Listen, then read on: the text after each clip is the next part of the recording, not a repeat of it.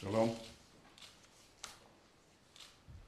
In recent days and weeks, Hamas and the other terrorist organizations in Gaza have made normal life impossible for over 1 million Israelis. No government would tolerate a situation where nearly a fifth of its people live under a constant barrage of rockets and missile fire. And Israel will not tolerate this situation. This is why my government has instructed the Israeli Defense Forces to conduct surgical strikes against the terrorist infrastructure in Gaza.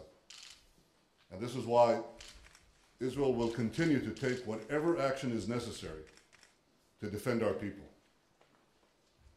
I want to remind you that 7 years ago, Israel withdrew from every square inch of Gaza. Now, Hamas that took over the areas we vacated, what did it do? Rather than build a better future for the residents of Gaza, the Hamas leadership, backed by Iran, turned Gaza into a terrorist stronghold. They fired thousands of rockets at our cities, at our towns, at our civilians, at our children. They've smuggled thousands of rockets and missiles into Gaza.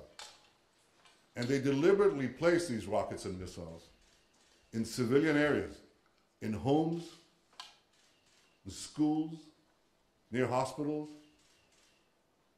This year alone, they fired over 1,000 rockets and missiles in Israel, including close to 200 rockets in the last 24 hours. I'm stressing this because it's important to understand one simple point. There is no moral symmetry. There is no moral equivalence between Israel and the terrorist organizations in Gaza. The terrorists are committing a double war crime.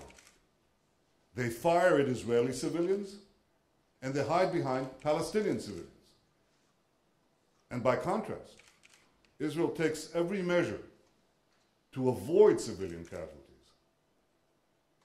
I saw today a picture of a bleeding Israeli baby. This picture says it all.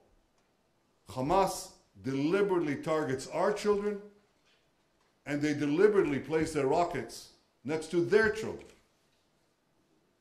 Now, despite this reality, and it's a very difficult reality, Israel will continue to do everything in its power to avoid civilian casualties. I have to say that from my talks with world leaders, I have the clear understanding that they have a clear understanding of this. Yesterday I spoke to President Obama and I briefed him on Israel's operations. I want to express my appreciation once again to President Obama for his unequivocal, clear-sighted support for Israel's right to defend itself.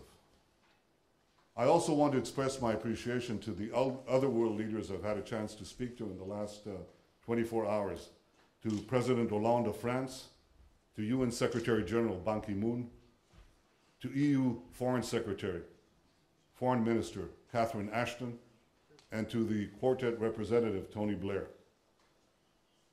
I want to thank them for their understanding of Israel's need to defend itself and Israel's right to defend itself. In the past 24 hours, Israel has made it clear that it will not tolerate rocket and missile attacks on its civilians.